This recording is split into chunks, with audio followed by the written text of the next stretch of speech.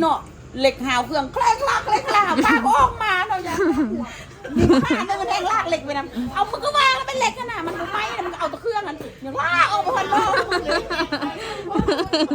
มันต้องหัวได้แล้วก็เป็นตะย่านน่ะไ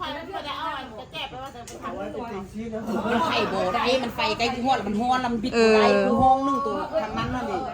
เขาไข่โบฟ้าวเลยอันเดิมอันบ่ได้เลยเนาะหัวมันนี่นะทับบักไวๆทับงัดปุ๊ดแคลกลูกมันก็หอบแล่นเนาะสิเด็กมันเลยล่ะเนาะเอาบอมมันอ่ะสิเด็กเอาของขวัญมันเกิดลองแกะบังดูมักบ่เค้กโดนละเอาเค้กโดนละแซ่บบ่แซ่บเอ็มกินเค้กอันเดิมเพิ่นว่านี่นะเค้กสาเขียววะเอาลองแกะเบิ่งเขาได้ไปเรียกอันสาวคุณนวลกับสาวคุณจี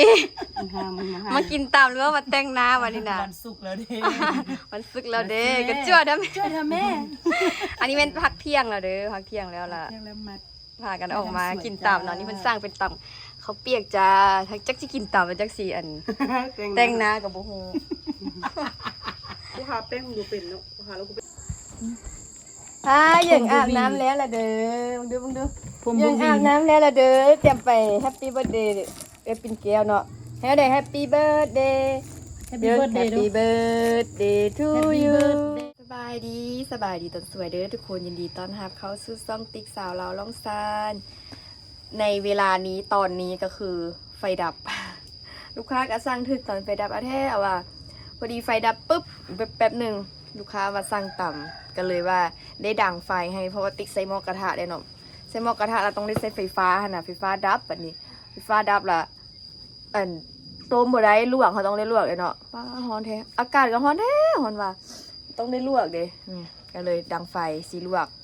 ตามให้ลูกค้าแล้วก็สิไปส่งเนาะลูกค้าสั่งตามอยู่ใกล้ๆนี่เนาะงานเราอยู่ใกล้ๆนี่นะอยู่แถววัดนี่เนาะโอ้จังแม่นอันสิสั่งไว้ก่อนนี้กับโบเนาะแบบตอนนั้นมันยังมีไฟยังบ่ดับเลยเนาะพอดีดับปุ๊บประมาณ1 นาทีหอยบบุแล้วก็ลูกค้าสั่งมาโทรมาสั่งตำโอ้ยเห็นจังเด่นเนาะลูกชีจะดังไฟเราอะอันลวกให้เนาะเพราะว่าได้ใส่เตาแก๊สเดยยังบ่ทันได้เฮ็ดอัน ยังบ่ทันได้เฮ็ดอันปิดหาทันเทื่อเฮ็ดอันที่ติว่าสิซื้ออาลูซิ่งเฮ็ดอันฝาปิดหานั่นน่ะเฮ็ดอันปองยามปิดหานั่นน่ะเพราะว่าตอนนี้อีพ่อบ่ทันช่วงนี้เพิ่นกำลังอันเล็งใส่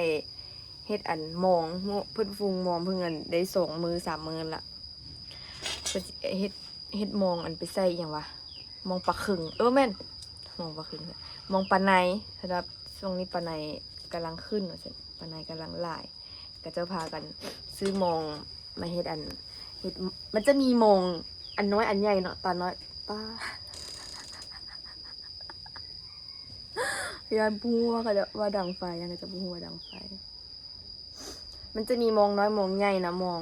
สำหรับปลานั้นปลานี่โอ้ยคุณห้างหูเนาะและเพิ่นขายปลากดเหมือนกันปลากดปลาคังอะไรปลาคึงอะไรเนาะเพิ่นขายปลาคึงได้แล้วเพิ่นก็ไปซื้อมองมาไม่ซื้อมองมือวานเมื่อซื้อนี้เมื่อเท่าไหร่ละอีเมีย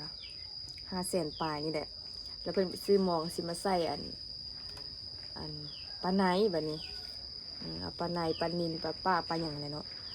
มันเป็นมองเดียวกันเนี่ยเพราะมองเก่าแล้วมันขาดไปละเพราะว่าน้ำมันเลิกเนาะคันว่ามันได้เกาะต่อเดี๋ยวก็ต้องได้ตัดทิมสินะได้ตัดทิมเลยแล้วก็มองคนเก่าแล้วก็ขาดได้ละแล้วเขาไปซื้อมองใหม่มาใส่ตีนมองมาใส่ป้อมมาใส่อย่างเพื่อนแหละมาฟูมองเพื่อนแล้วเมื่อวานนี่บอกทั้งแล้วทั้งเพื่อนก็จมมันหลานเพื่อนวุ้นมันหยิ่งไปดึงแล้วเพื่อนเห็นนะมันก็อยากหายมันกำลังดื้อได้บางอย่างจังให้น้องสาวเอาไปหุ้งเหียนพุ่นละเดี๋ยวสิหิบลวกให้ลูกค้ากันทุกคนเพราะว่าดังไฟมันนานสุกยังจะได้ต้มน้ำอีกนะเขาบอกกระเจ๊งกับเจ้าแล้วว่าที่ได้ดังไฟลวกให้มันก็อาจจะดุดในนึงแล้วก็เป็นอย่างเดี๋ยวท่าได้แบบนี้แต่ตอนนี้เขากระจี้เห็นให้ลูกค้าก่อน ตอนนี้น้ำกับฝนแล้วทุกคนพอดีน้ำฝนพอดีไฟมาอีก หายก็มาเมื่อกี้เราจะลวกเส้นไปก่อนเพราะว่าเส้นอันนี้มันนี่บ่ชิบะเดียววะมันบ่แม่นเฝอเชียงขวางอะนะเขาจะต้องลวกเส้นก่อนเพราะว่าเส้นมันจะแข็งมันจะนานเปื่อยก่อนค่ะนะนานเปื่อยก่อนนั้นประเภทพักแล้วก็ลูกชิ้นฮอทดอกเอียงเนี่ยเขาก็จะเอาเส้นเข้าไปก่อนแล้วจึงเอาเครื่องอื่นเข้าตำหลังหลังจากที่ต้มเส้นมันใกล้จะสุกแล้วได้ประมาณนึงแล้วก็สิทอดเครื่องเขาลงเลยแล้วบัดนี้อันนี้มันสุกพร้อมกันเลยบัดนี้นะตะกี้ติ๊กบูฮูเนาะก็ลวกพร้อมกันไปเลยทอดไปพร้อมกันไปเลยบัดนี้เส้นเฝอมันยังบ่สุกบัดนี้แล้วได้ถ้าต้มเส้นเฝออีกล่ะเป็นภาคอันใดนี่ก็แบบอยากเปื่อยแล้วหั่นนะอยากเปื่อยได้แล้วก็เลยว่าบัดนี้ละแม่นเดี๋ยวเอาเส้นลงก่อนมึงอากาศนะทุกคนแบบร้อนตับแตกเลยร้อนมากตะเวนอยู่เฉยแบบเบิ้งถึงฟ้านี่บ่ได้เลยแบบได้ยีตาเบิ้งเลยนะความร้อนนะความมันแดดนะแดดพิลึกพิลูแดดพิลึกพิล่ำ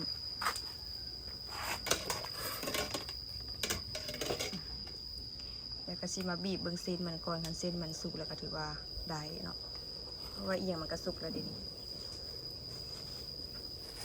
ตอนนี้ก็ตำแล้วทุกคนจ้าตำเส้นเล็กซาวแดดไปไทยจะใส่หอมทีเดียวกับอันนี้ตั้งหากเอาไงวะไปส่งแล้วเขาย้ามันถึกน้ำปลาแดกแล้วมันเสียนะมันสิโปแซ่บ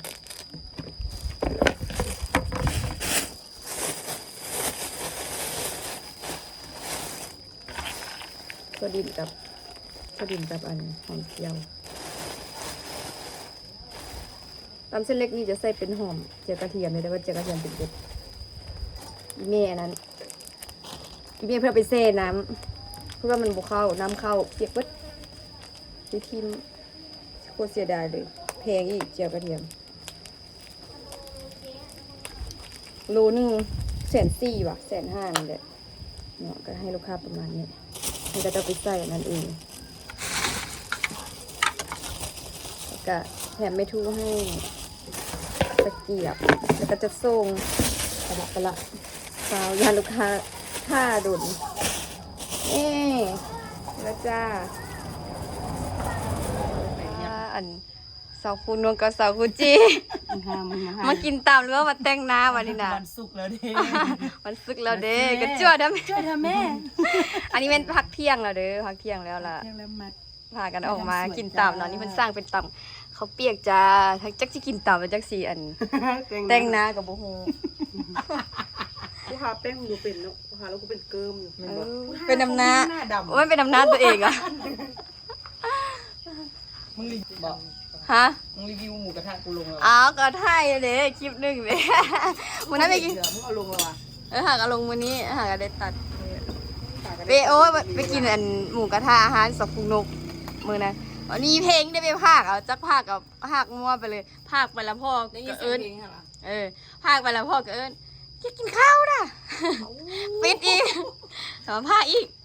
ซื้อของกินแล้วแม่ปิดอีกซื้อตำแด้ดิโอ้ยยังหัวทางอันภาคเสียงทางอันลูกค้ามาทางอีพ่อเว้าแต่ยังหัวมัน แต่ว่าในโมง มือแรงก้อนมือนี้มันสุกแล้วเนาะ มันสลัดเด้เจ้าแม่ มีนักเรียนมาสั่งตามอีกได้นี่นะเดี๋ยวจะได้ไปตามให้กับเจ้าก่อน นักเรียนเลี้ยงตามสกูเด้อเอาเงินกันเด้อ เพราะว่าช่วงนี้กับเจ้าพักอันนั้นว่ะพักเที่ยงอันอย่างว่าคนครัวบนเฮียนเด้แล้วก็เลยว่าออกเฮียนได้เนาะนี่มีนักเรียนก็มาสั่งตามเดี๋ยวไปปูซ่าก็อันซ่ามันเปียกเลยว่าไปตากแดดเขาบุยมองนางว้าวหลายแห่งชีวิตมองนางท้องฟ้างามวันนี้ทุกคนตอนนี้จะเป็นเวลา6 โมงแล้วเนาะฝนตกเลยฝนตกหาก็เช้าว่างอัน3-4 โมงนี่แหละเนาะได้กู้ศาสตร์กู้อย่างนี่ยังมีลูกค้านั่งกินอยู่โต๊ะหนึ่งเนาะมื้อนี้ก็เป็นวันเกิดของน้องปิ่นแก้วอีกแต่ว่าบ่ได้ไปช่วยเวียกเพราะว่าเปิดร้านอยู่น่าจะเป็นตอนแรงผู้แหละจึงสีได้ไปนะเพราะว่าขาเปิดร้านฝนพระไว้ทุกคนอันนี้นะ ลูกค้ามาเอาอันตามละเขาพอดีเพิ่นสร้างไว้เนาะเพิ่นสร้างเป็นตำกุ้งสดแต่ว่าลวกตำกุ้งสุกเนาะตำกุ้งสด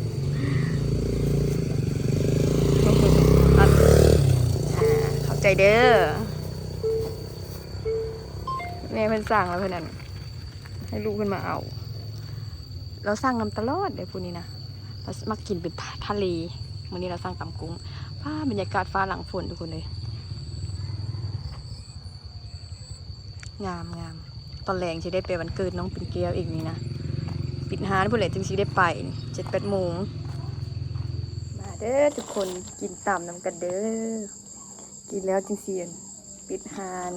อยากกินตำไหมขนาดขายตำกันยังจะกินตำเนี่ยกูเพิ่งไลฟ์ได้นะอันน้ำมันสีเหียอันนี้ปลาแดกใหม่ที่สั่งปลาแดกมาใหม่รู้สึกว่าปลาแดกหานี่แซ่บกว่าทุกเจ้าที่ซื้อมาเว้ย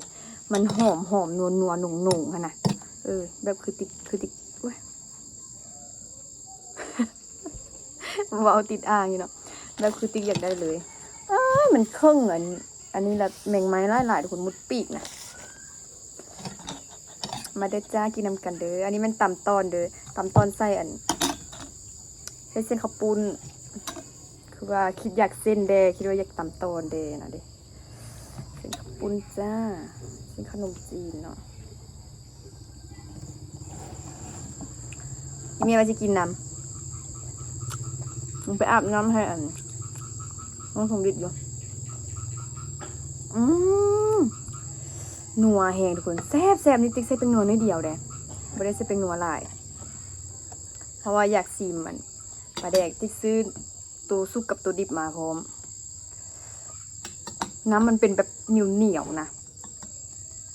คิดว่าตำมาซิโบมีน้ำแต่ว่ามีน้ำบักล่านะว่าห้าปรุงเลยเนี่ยเพราะว่าแต่ละอันติ๊กซื้อมาแล้วมันได้ปรุงเนาะเพราะมันตำมันบ่เข้ามันบ่แซ่บนะ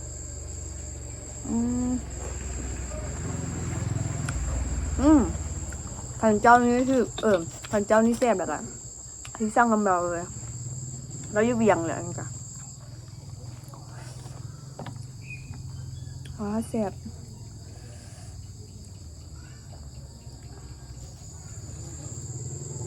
ลูกค้าหาก็ออกมาได้แม่ห้องฮอนเลย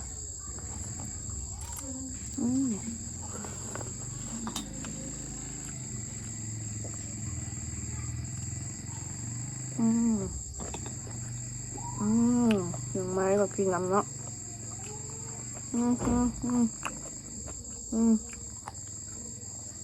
เอาไปอยู่ไปเลยตำต้นกับชิมีเป็นประเภทต้นตีนไก่เนาะ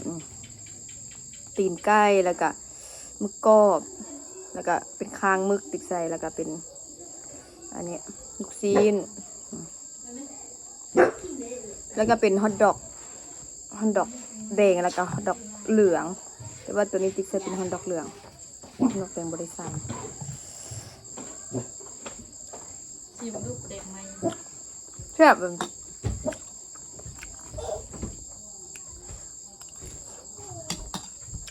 มาทางที่เราเป็นแบบ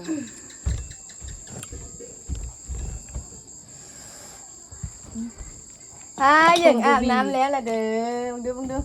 ยังอาบน้ำแล้วล่ะเด้อเตรียมไปแฮปปี้เบิร์ธเดย์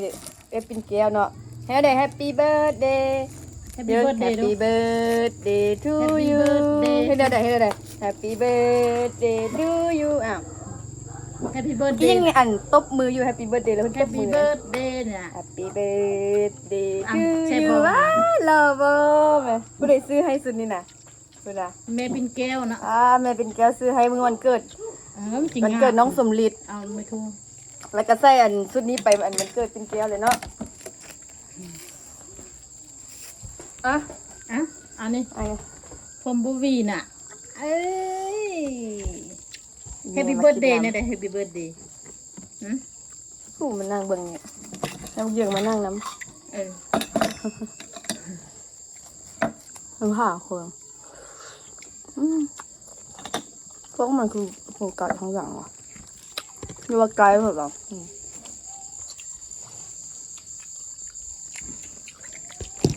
แซ่บ ว่าชิไทยเนี่ยตัง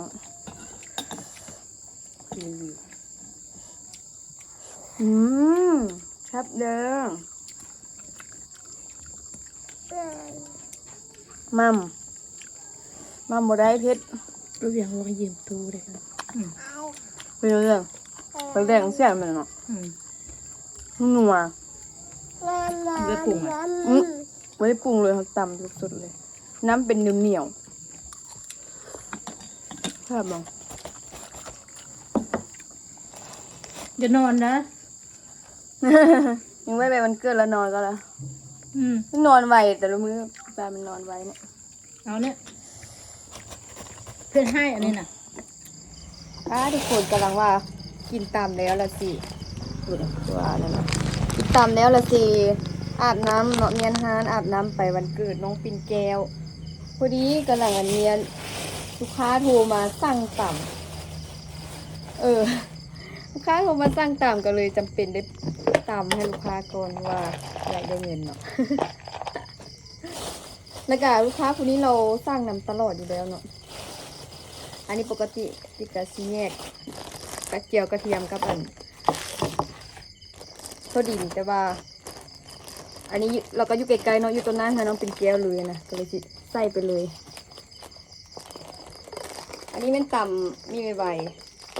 เราสร้างตำมีใบกับตำตีนไก่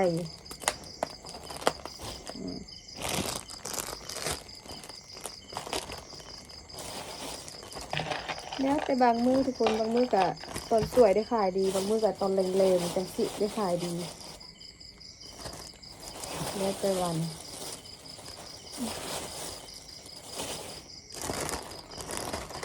อันนี้ตามตีนไก่เด่นปกติจะใส่เป็นอันเส้นแก้วแต่ว่าเส้นแก้วบดก็เลยใส่เป็นเส้นข้าวปุ้นให้เราแทนลูกค้านี่เราก็สั่งตลอดกินห้าละโบว่ากำลังจะปิดโอ้ยป้าเดี๋ยวตำให้ค่อยก่อนเถอะเราจะกินตำไงโอเคเดี๋ยวตำให้เด้ออยู่ตัวหน้าเหือน้องเป็นแก้วเลยกระโบได้ไก่นี่ก็สิไปส่งตามแล้วจึงสิกลับมาเมียนเครื่องมาเมียนฮานอาบน้ำอีกจึงสิออกไปสงสัยก็จะเป่าเค้กละเพราะว่าตอนนี้เป็นเวลา8:30แล้วดิ9 โมงนี่จ้า2 ถุงเดี๋ยวไปจะส่งให้ลูกค้ากันเด้อทุกคนไม่ให้ยุ่งเหงื่อมีอัดประตูแล้วก็สิไปคือกันแต่ว่าเอียงกับบาดิเมียนมีการซีทิมไปฮิบมาเดี๋ยวเอาไปกันเด้อตอนนี้ก็มาหอดอันเหือน้องปิ่นแก้วล่ะมึงดูมันก็จะชินว้าอันเนี้ยกำลังรับประทานอาหารป้อเค้กแล้วอ่ะบอแล้วบอกใส่เจ้าของวันเกิดนี่น่ะเอาของขวัญวันเกิดลองแกะมึงดูมักบอกเค้กโดนละเอาเค้กโดนละแซ่บบ่แซ่บ เอ็มกินเค้กอันเดิมเพิ่นว่านี่นะเค้กสาเขียวอะเอาลองแก้เบิ่ง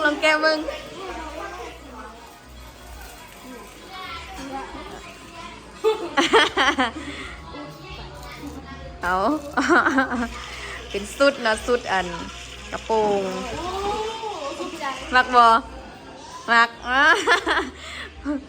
งามได้นี่นะเพดี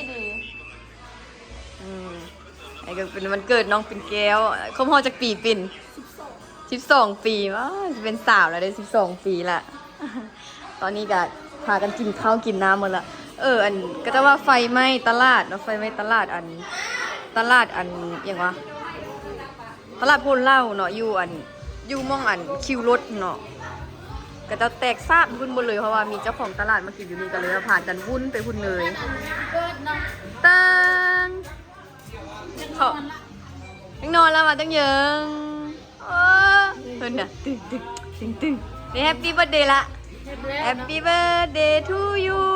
ยังยังกับบ่ยังแล้วเนาะเข้าไปตลาดมื้อคุณหมดวะมื้อนี้เป็นวันศิลป์กับเจ้าอันบูชาแล้วบ่ได้มอดเทียนเฮาเบิ่งอยู่เนาะ ไว้หมดเทียนละน่าจะไม่หมดเลยผู้เดือไป เขาลงเฟซอ่ะ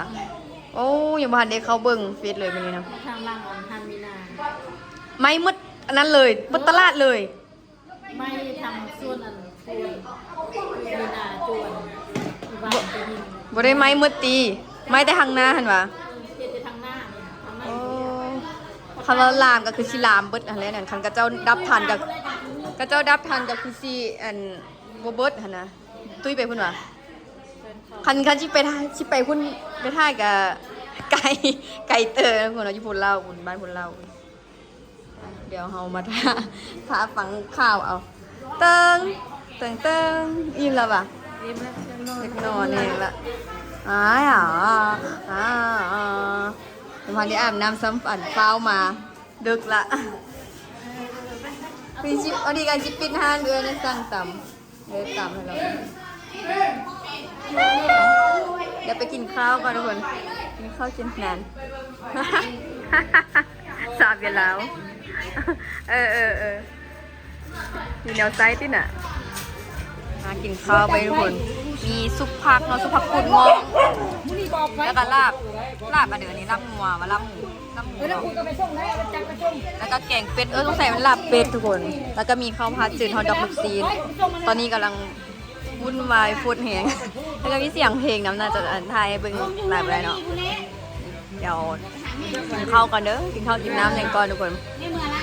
ไม่ใช่คนเมืองก็เกือบเปิดละเพราะว่าเจ้าอันไปเบิ่งอันไฟไหม้แน่แล้วก็คนกลับแน่เนาะเพราะว่าวันเกิดเด็กน้อยเดี๋ยวไม่ค่อยมีคนหลายไปอันนี้ก็เป็นหมู่ของคุณแก้วเอง จักไหลมันไปส่งแล้วไหมรถเยอะมันออกง่ายได้พ่อเมาเครื่องไหล อันนั้นนิ้วมอดเพลงแล้วเป็นหนึ่งดูมอดเพลงแล้วเป็นหนึ่งพอนเสียงแล้วเป็นหนึ่งว่าอันบอกอันไปเบิ่งอันไฟไหม้มาละเอาไม้จากพาน มันชี้หอดแล้วเขาเจ้าคนพันมันกับบุเสียแล้ว เบื้องนั้นก็บ่เสีย แต่เบื้องหลังมันไม่เสีย เบื้องพอแซ่ ท่านี่มีนากับไม้ป่ะก็เจ้าหากันมาแต่อันไปอันนั้นมา เก็บมาสิเตียงพูดแต่ว่ากดคนเล่นไปเลยมันโลฟุตมันเลยตกใจ เครื่องหลายเด้เนาะเสียหายหลายเติบไปแล้วนะไม้หมดว่าเครื่องเขา ไม่ครึ่งนึงมีทหารพี่น้องมาช่วยกัน ห้านผู้เดือบบ่ได้เด่น บ่ลูกมันก็มาเอาแต่ลูกเด้อมันกินเบียร์บ่เอาเลย กินแล้ว ดับเบิดละ ยกอยู่หั่นน่ะ ยาแล้วบ่ได้บอกไปเฮง มันก็พวกมันแล่นแล่นเหนือนำหารถอันตำรวจนี่ เขาก็ไปดับทันวะ นั่งที่แม่ มันก็ไม่หลายห้อง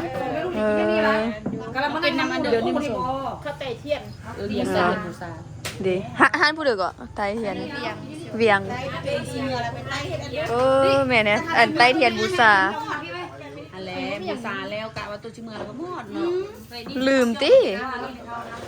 มานั่งไซนอนไซมัน ย้ายเป็นลืมหมอดเนาะไต้เทียนบูชาย้ายเป็นลืมหมอดแล้วก็เกิดเหตุบ่คาดคิดขึ้น น้อยจะเป็นวินล้มพุบเลยนะใจเนาะ พากันยาวไปยืน มันติดห้องมันหันขาแต่ประตูม้วนสิก่อ กันตะขุดอยู่ แต่ว่าพี่น้องเขาหลายละคนแล้วเอาถ้าพี่เขาคนเนาะละป้าละบ้าเอาอันเป็นกระต้าก็เป็นอันโต๊ะนี่ก็ห้ามเลยก็ได้แต่บอกเขาห้าวคนละห้ามเป็นโต๊ะเป็นตู้ออกมาเลยเลยนอนมันทั้งหอบทั้งแรกมันช่วยได้ละ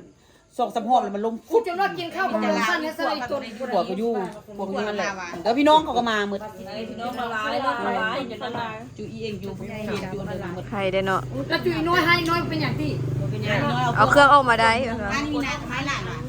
อันนี้นาบรนอด ใคร มันเอาเครื่องอ้อมเมื่อไรยังกับตุ้มหมูเหมือนว่า หมูกระปุกออมสินนั่นวะ ยังเนี่ย พากันไปเบิ้ล ป้าเลยเที่ยวที่โดนเนาะฮอดแล้วเห็นดันไปหมดเลย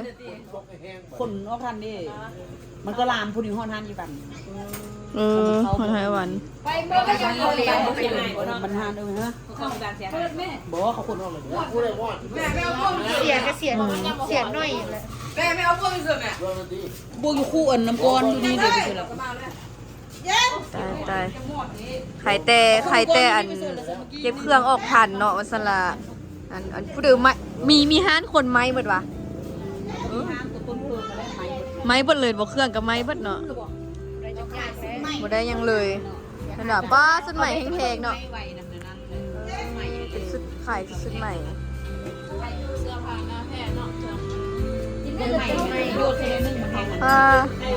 รุดทุนหลายเนาะเสียเบิดเลย สดสำรวยคนตีบอกเครื่องในห้างขนาดโอ้เป็นกระหอดเลยเนาะ คันบุกไก่อีกเดี๋ยวนี้เครื่องให้บางแพง เสื้อคุณนี่จะ4-5 เซน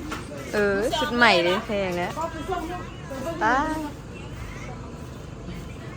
ไปคนเครื่องเลยงอลูกเพิ่มไอ้พี่ว่าเจ้าเข้ามาเข้ามาแล้วแม่จะเลยกูก็อยู่นี่แหละมืดดิเล่นส่วนกันเนาะเล่นมา เขาเป็นคนเครื่องจอย ถั่วมันระบบเป็นทับประตูม้วนห้องที่ส่งนะทับวันนี้เนาะเหล็กหาวเครื่องแคล้งลากป้าก็ออกมาเนาะยังมีผ้าเนื้อแทงลากเหล็กไปนะเอามึงก็วางแล้วเป็นเหล็กขนาดมันไม่มันก็เอาตะเครื่องนั้นอย่างลากออกมาพันรอบเลยมันต้องหัวได้แล้วก็เป็นตะย่านน่ะ ลูกควายมันจะเอาอันจะแจกไปว่าจะไปทำตัว มันไข่โบได้มันไฟใกล้ที่หัวแล้วมันฮ้อนแล้วมันบิดได้คือห้องนึงตัวทางนั้นนั่นดิเขาไข่โบ ฟ้าวเลยอันเดิมอันบ่ได้เลยเนาะ หัวมันนี่นะทับบักไวๆทับแล้วงัดปุ๊ดแคล้งลูกมันก็หอบแล่นเนาะบอกเรื่องมันหลายๆเนาะเอาบอมมันอ่ะ คือสิได้แปลงประตูมาเด้ออีกเลยเนาะ ยานเหล็กจะทับหัวตาย มันก็จนว่าค่อยได้เอาค่อยยอกปวดมันว่านะนี่ กูจำน้ำมึงตุกนึงน้ำจิ๊กเอาน้ำตุกเยอะมาเฮ้ยนี่กินให้มันมดนะ เดี๋ยวเอาอัน ต้องนะ บ่ได้ขนาดแล้วเขาว่าผมมั่นใจยานว่าทางในมันเขาบุเห็นทางในนี่นะน้องโคสิน้องคนเอาลูกทะเบียนมีแต่รถอันนั้นว่าลวดไม่ใครแต่รถก็คือมันมาไวงามหน่อยมีน้ำเมื่อก่อนมีน้ำสโมสรทางยังไปดูน้ำที่บอกมันเพื่อนมาเล่นกันดิ ตอนนี้ก็ไฟไหม้ตลาดทันก็คือดับไฟได้ทันแล้วเนาะดับไฟทันแล้วก็ขนเครื่องไหม้บางฮานไหม้แต่ฮานต้นเหตุนั่นซื่อๆเนาะแล้วก็บ่อื่นก็ไหม้แต่ว่าบ่หลายนะขนเครื่องออกทันอยู่